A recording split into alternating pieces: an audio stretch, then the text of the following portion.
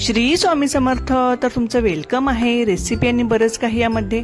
तर आज बनवलेली आहे मँगो कोकोनट बर्फी. तर बघा कशी झाली, एकदम मऊ आणि तोंडास टाकताच विरघळेल अशी झालेली आहे. तर आपण त्यासाठी काय काय घेतले ते बघूया. इथे मी 2 वाटी ओल्या नारळाचं किस घेतलेला आहे, 1 वाटी आंब्याचा रस घेतलेला आहे, 2 चमचे मिल्क पावडर घेतलेले आहे, तूप घेतलेलं आहे, साखर घेतलेली आहे आणि वेलची केशर सिरप घेतलेला आहे. तर इथे रेसिपी करायला सुरुवात करूया. इथे पॅन मध्ये आता मी साजूक तूप टाकणार आहे. 1 चमचाच टाकलेला आहे बघा. आता त्यामध्ये आपण नारळाचा किस टाकणार आहोत. जे खोबऱ्याला आपलं काळं असतं ते मी काढून टाकलेलं आहे बघा. आता आपण तो मंद आचेवरच भाजून घेणार आहोत. तर तुम्ही माझी व्हिडिओ पहिल्यांदाच बघत असाल तर नक्कीच लाईक करा, शेअर करा आणि सबस्क्राईब करा. कमेंट्स पण करा, म्हणजे नवीन नवीन रेसिपी करायला चांगलं पडेल. तिथे आपण गुलाबी रंग येईस्तोवर आपण भाजून घेणार आहोत.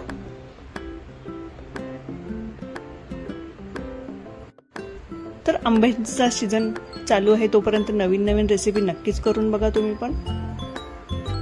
तर आपला इथे केस गुलाबी झालेला आहे बघा. आता त्यामध्ये साखर टाकते. मी 3 ते 4 चमचे साखर टाकलेला आहे, कारण मी आंब्याचा पल्प जो काढलाय त्यामध्ये पण साखर टाकलेली होती. तर तुम्ही अजून गोड खात असाल तर थोडीशी अजून साखर टाकू शकता बघा. तर आता त्यामध्ये टाकते मिल्क पावडर.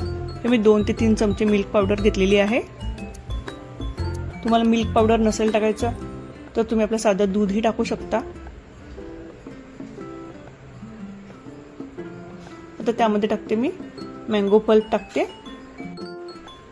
चांगलं एकत्रित करून घ्यायचं आहे बघा.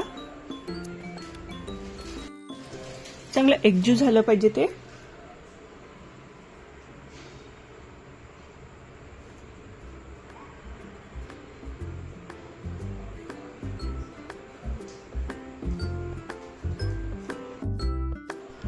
पॅनला खाली लागतं कामा नाही, त्यामुळे सतत ढवळायचं आहे ते.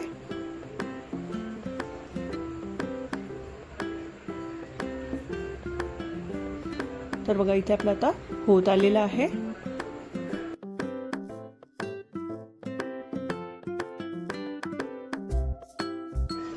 आपलं वडीचं मिश्रण कसं झालं हे बघायचं असेल तर एक ट्रिक बघा.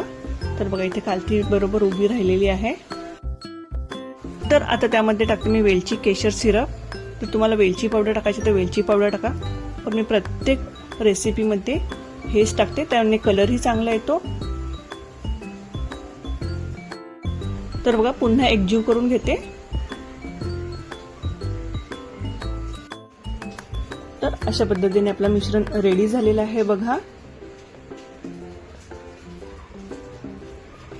आता एका प्लेटमध्ये मी तूप लावून घेणार आहे. साजूक तूप लावून घ्यायचं आहे. आता त्यामध्ये ते ओतून घेते मी सगळं. अशा पद्धतीने आपण त्याला आकार देणार आहोत बघा. चौकोनी गोल पाहिजे तर गोल देऊ शकता. आता त्यावर टाकते मी पिस्त्याचे तुकडे टाकलेले आहेत कापून. प्रेस करून घ्यायचे आहेत, म्हणजे ते चिटकतील. त्याला सगळीकडे चांगले पसरवून घ्यायचे आहेत. तर अशा पद्धतीने सगळीकडे लावून झालेले आहे बघा. आता आपण फ्रीजमध्ये ठेवणार आहोत, नाही तर बाहेरच ठेवायचं आहे पंख्याखाली, म्हणजे थंड व्हायला आपण बाहेर ठेवणार आहोत. तर असे आपण आता पीस करून घेणार आहोत त्याचे. तर इथे रेडी झालेली आहे आपली मँगो कोकोनट बर्फी. रेसिपी आवडली तर नक्कीच लाईक करा, शेअर करा आणि सबस्क्राईब करा. कमेंट्स पण करा. तोपर्यंत बाय बाय.